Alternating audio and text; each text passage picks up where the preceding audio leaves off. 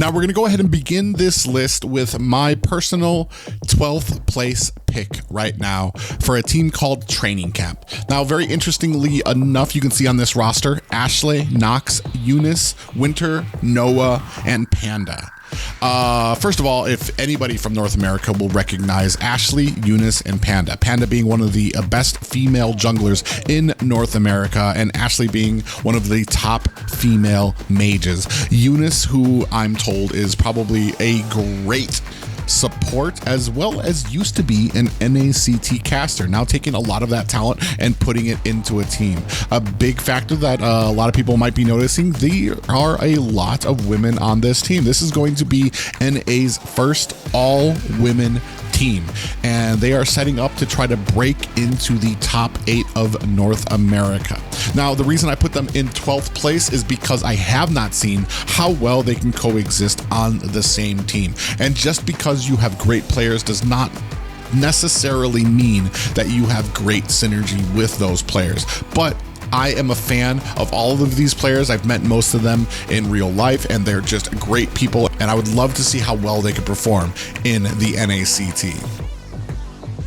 Next up, coming in at 11th place for my personal list is Legacy. Now, you can take here a look at the roster. We have Assassin Riles, Elo J, Kuya Ken, Kuya Nash, PDR, although I'm not sure if that is the same PDR from last season, Sakura, and Whoopi. Now, the big thing and the big news about this team is they came very close, and they are a favorite to make it into the top 8 last season. However, they encountered some very stiff competition from last season's top 8 and weren't able to make it.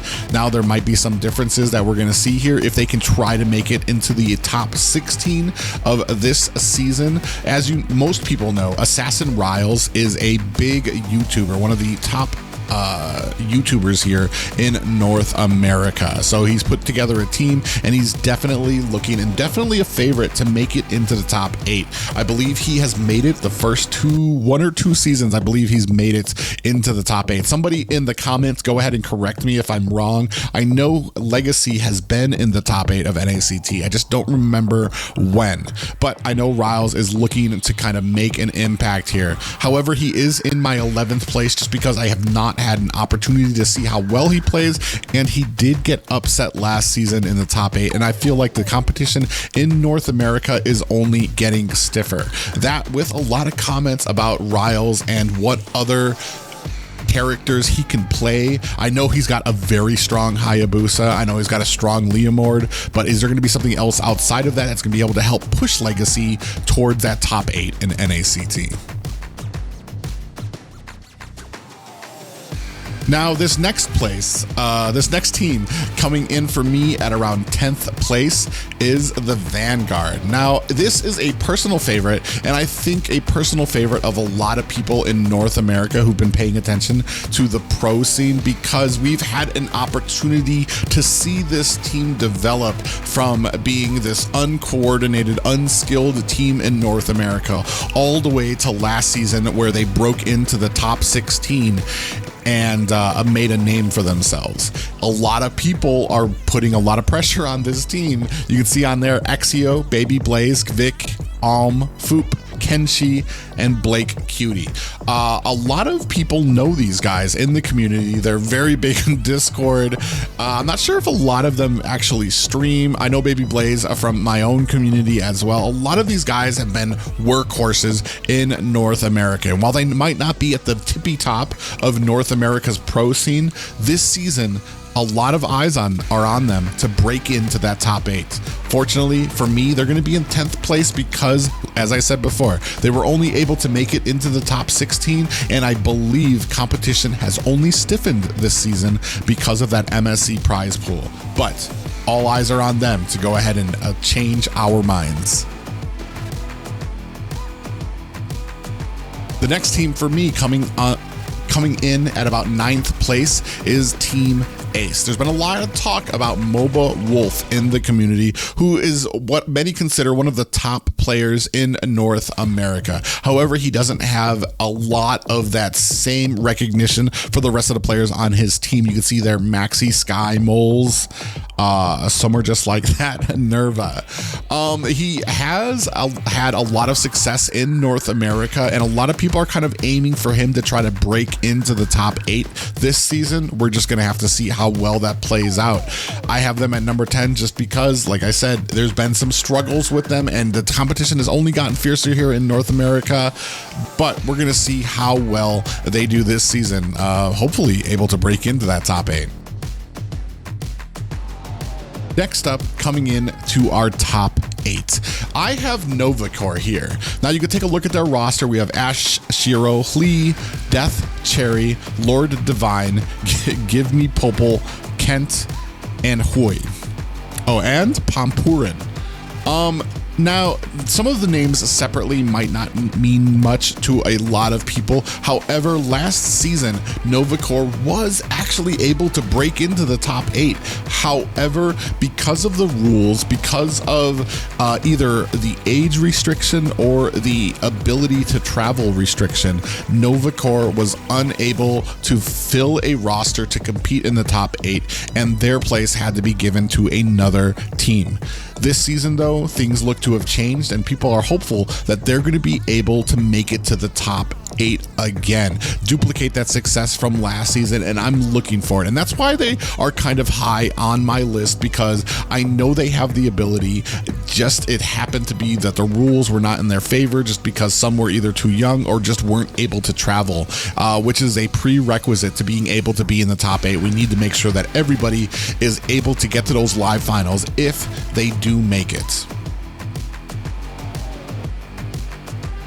In 7th place on the list is the Nighthorde, who have been a fairly strong team in North America.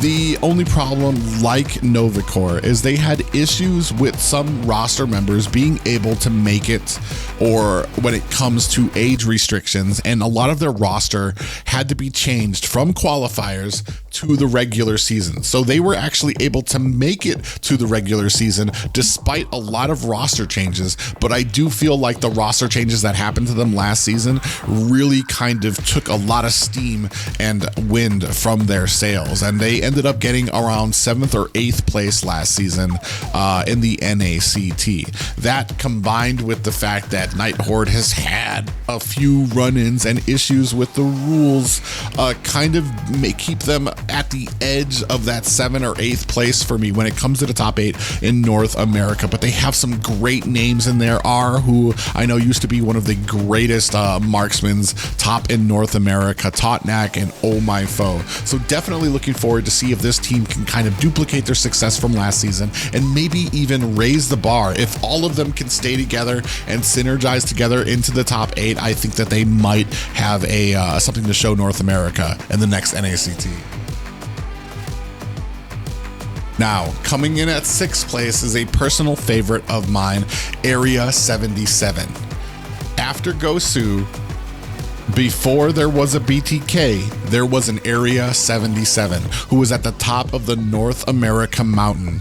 And it did seem that after BTK came in, Area 77 had their issues and kind of fell off the map. That was until last season NACT, when this strong and monstrous force known as Area 77 was able to come back and claim 3rd place in North America, surprising everyone in North America. You can take a look here. Smiling, who's not actually a player, is going to be the manager for that.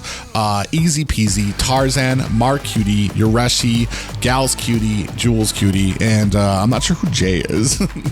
But a lot of these names are mainstays in North America as well. Some say Mark Cutie is probably one of the top marksmans in North America. Easy Peasy, easily top 5 jungler in North America as well. And Yureshi is a PH import from, well, I wouldn't call him an import, but because as he's from Canada and has MPL experience, especially for that XP lane. So this is actually a very strong roster. The only problem for me that kind of keeps them high up on the rankings for me is that They have issues when it comes to synergy, and eventually Area 77 can be on or they can be off. When they are on, they are absolutely a dominating team, but when they are off, they can make some huge mistakes that really keep them out of that top 4, top 3 contention, usually, save for last NACT. And I'm definitely looking for them to kind of duplicate that success, because I definitely would love to see them at the tippy top of North America again.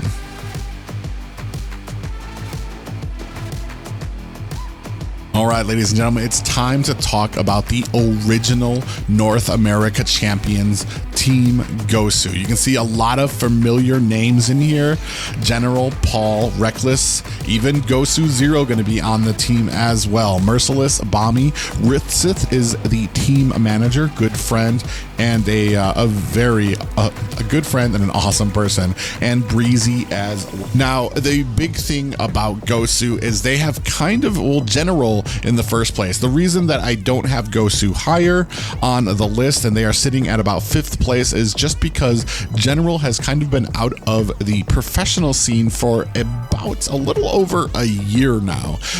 They did have a Gosu last year in our season's NACT. However, General was not participating. Not just that, but the Gosu team that was a part of that NACT kind of fell apart, rebranded into a new team at the request of General when issues happened within the team. Now, these are a lot of these names here you might not know. They're just very loyalists when it comes to Gosu, when it comes to General, when it comes to this team. So I've placed them just a little higher than I would any other new team to come in. My only problem with, like I said before, I'm not sure where General sits in the meta right now, where he sits as a marksman when it comes to the rest of the North America scene that has continued to evolve and grow past him. Unfortunately, like I said, I put him over a few teams like Area 77 just because Area 77 can be very up or down, and when I see Gosu, they can usually hold a very stellar standard when it comes to the team. I'm really eager to see how well they perform, because honestly, with the potential of all of these players, they could easily slide into the top 4 of NACT in North America. Now, here is a team that has captured a lot of hearts in North America. They have done a very lot here in North America. Boca Roscoe, a top Twitch streamer here in North America, has had this team. It's basically the same thing as the Vanguard, where a lot of people have seen this team kind of grow throughout North America. Haven't had a great amount of success until last season when they were actually able to break into the top 8 of North America. And I believe the Bloodhounds actually have a victory over, not a series victory, but a game victory over TOB, which is a very interesting statistic to have on a team like TOB, who is considered pretty much the best in North America. So it's going to be very interesting to see how they perform. They're not higher on my list. I believe they're sitting at 4th place right now, just because last season, while they made it into the top 8 of North America, while they were able to kind of hold a nice grasp at the top of the mountain, eventually when roster swaps were allowed, there were a lot of changes made to Bloodhounds. A lot of issues came from the roster swaps, how they organized, and they just could not duplicate that same magic that they had at the beginning of the season. And they found themselves at odds, taking losses to teams that they had already beat beforehand. So it's going to be very interesting to see how well. A lot of great names on this. You can see Boca Roscoe, Templess, Easy Peasy, Sleeps, Ooga Booga, Sir Bossy, and Doxo. Ooga Booga, who has been kind of a little a heartthrob for North America. He plays the Hanabi, Kufra. He pretty much melds into different positions for this team. However, there are certain positions he is better at and that he serves the team better at that we've seen in the last NACTs, which kind of makes them a little undependable to get anywhere above 4th place for me right now. But definitely some top 8 material.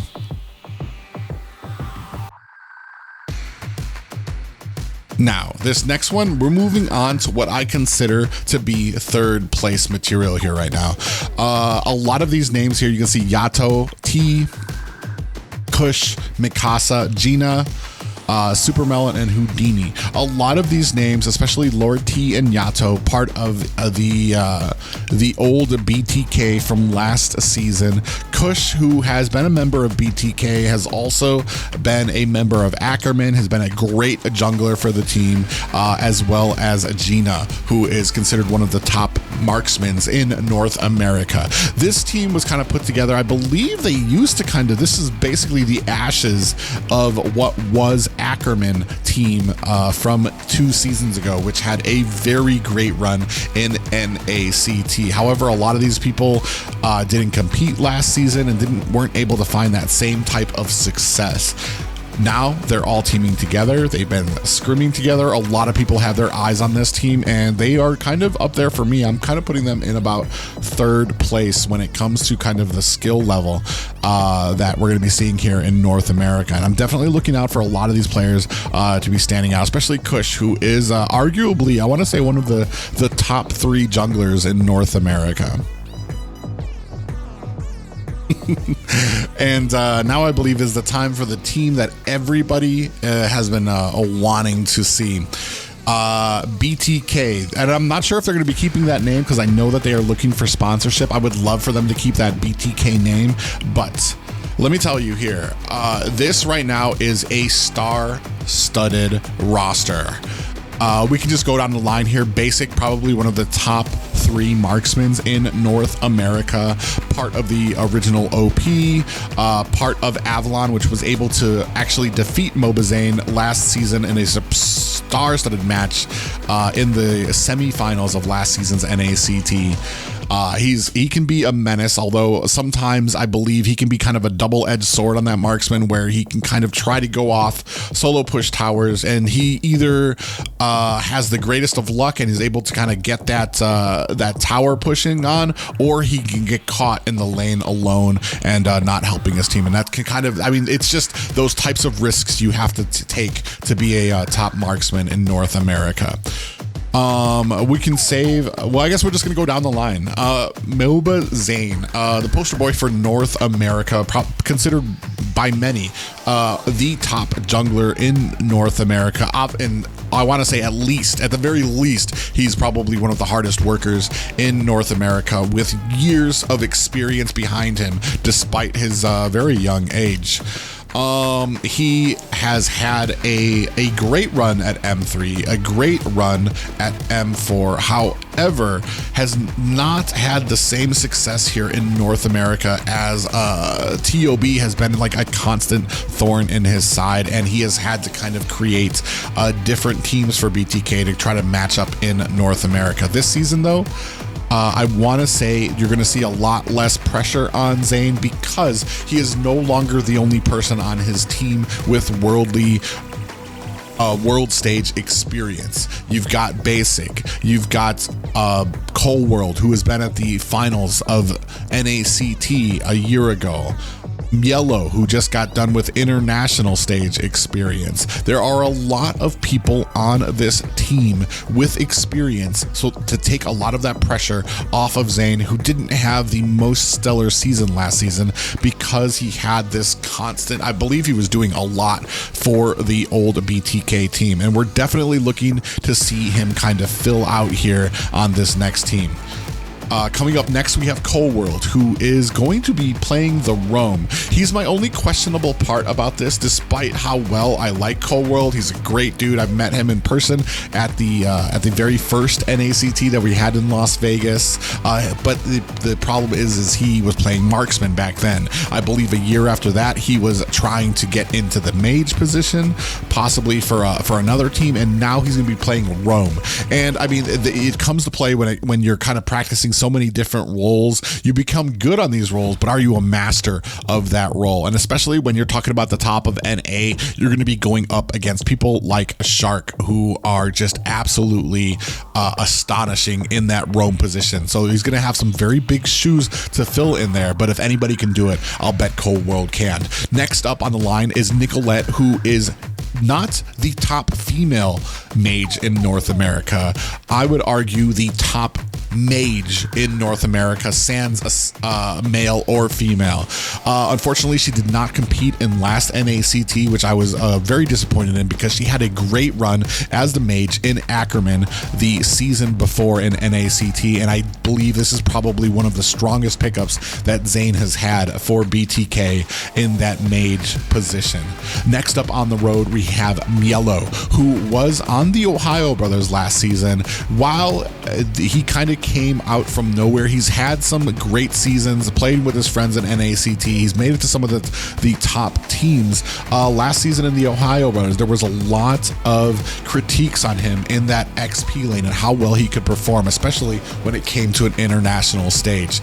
Obviously, Zane has seen, I think that's the other thing too, is that there's been some back and forth when it comes to Mielo and Zane when it comes to the trash talk, but both these guys see the skill in each other and have set that aside. I mean, it's North America. I think everybody's trash talked everybody at some point, so there's no use kind of holding that type of grudge. And Mielo has quickly found a great role in BTK. Now we do see I'm not sure how some of these other names. Midnight is a coach from the Philippines who I believe is going to be helping out BTK, formerly who was helping coach Avalon last season. We're going to see how well that helps them out there. And we can also see that Cardi is on the team as well. I believe right now at this current point, Cardi's kind of sitting out for Mielo, who's going to be in the XP lane. Cardi himself has said that he understands the pick just because Cardi has not had the experience and the recent amount of matches that Mielo does. But I mean, if anything happens with Mielo, you know Cardi's going to be there right away to kind of claim a spot in that XP lane. This is a strong, and this is one of the longer stances I've taken on a team here, but this is probably the strongest roster I have seen from BTK since M3. Even more so than the Valley team that we had. Even though that had some of the top players on there, I feel like the synergy, the drive from this team is it's just stronger than I've seen from BTK since they first won third place in M3. So I'm very much looking forward, and I really feel like they have a great chance here in North America to claim that first spot. And now the grand champions from last season, formerly known as the Ohio Brothers, Gaiman Gladiators. This team has been so promising. They were even able to secure sponsorship from an official organization, the first in North America. You can take a look at the roster: Hoon, Zia, Best Player, Shark, Fried Chicken, and Des. Pika Diff going to be the manager for that as well. Starting at the top, man, I mean, this is going to be, it's hard to argue against this team despite what you saw from BTK's roster. Hoon has basically the same experience that Zane does. They came up together in some of the same games, have the same list of experience, and have basically been facing each other in MOBAs for as long as I can remember. One of the top mages in North America, though I want to say he doesn't often get a chance to kind of flex a lot of those very quick-fingered picks that he does like. I know this season we're probably going to be seeing something a little different from him when it comes to North America. Zia, honestly, hands down, arguably the top marksman, not one of the top marksman in North America. Ever since joining TOB, he's been able to kind of spread his wings, a lot less pressure on him, and he's been able to just do what he needs to in the marksman lane, and has been that consistent thing on this team to be able to kind of put forward. If the team, regardless of how the team is doing, Zia has always been a force in that marksman lane that you can depend on. Best player 1, despite how a lot of the words are about how his how he handled international matches. In North America, he is a monster. One of those top junglers, maybe second only to Zayn, if you want to say that, or is he better than Zayn, depending on what type of... I know there's arguments to be made about what characters he picks. I do believe that there are some picks that he is better than Zayn at, and I know there's picks that Zayn is probably better at than best player, but definitely room up there at the top of one of the top junglers in North America. And I know the types of mistakes he made on the international stage are those ones that stick with you to a point where you only make those mistakes once, and he's definitely looking to kind of rekindle that fire here in the next NACT. Next up on the list is going to be, man, Shark. A lot of people talk about Zayn as the poster boy for North America, but my man Shark has literally been on every single team that has gone to an M series. He's been on every single team, even teams that Zayn hasn't been on. Shark has always been on the winning team in North America since he started in the pro scene. And it's hard not to put that blame on him, because he is the, I can't even say he is the best roamer in North America, hands down. Possibly one of the best roamers in the world, with his skill level, and he has been a consistent item for some of the top teams in North America. He's just beyond belief with what he can play and how well. However, he does have some of those little, I want to say, like when he does get kind of flustered, it does kind of affect the rest of the team. Fried Chicken. This is a trade out from Mielo from last season. Mielo was the XP laner this season. Gaiman Gladiators have picked up Fried Chicken, who many, including myself, put as one of the best XP laners in North America. Last season, he competed with BTK. He originally was the XP laner. Then he had to move on to the roam position out there, and even had a very successful run as the roam out there. That's just telling you how great Chicken is. And now he's just going to be focusing on one lane here in North America. That's going to be the XP lane. And you couldn't have asked for such a better roster stacked here. And it's hard to pick against them because they've had so much success. Even the victory, or even the loss they took to BTK last year on Mother's Day, was prefaced by the fact that Gaiman Gladiators had absolutely dominated BTK throughout the season, and when it came to the grand finals, unfortunately got taken out by BTK. Unfortunate for Gaiman Gladiators. Ever since then, Gaiman Gladiators have dominated the season. Last season, they dominated the season and dominated the grand finals, and you're going to be hard pressed to find people who think they might not dominate this season as well, especially with a professional org behind them. However, we're going to find out, especially since BTK, I mean, like I said, they're hungry and they've got a coach behind them. So we're going to see how that experience lands. It's going to be a very big grudge match at the top of North America. Do you agree with my picks? Do you not agree with my picks? Was there a team that I didn't mention that maybe you thought I should have? Let me know in the comments, guys. Like I said, there's so many great teams and players in North America. We're about to find out how well they kind of develop. As this weekend, we're gonna go ahead and start the qualifiers. That's gonna be it for me, Private Dancer here. I'll catch you on this weekend. I'll be streaming some of those matches, so catch me there. Let me know which ones you want to see. But I'll check you guys out later.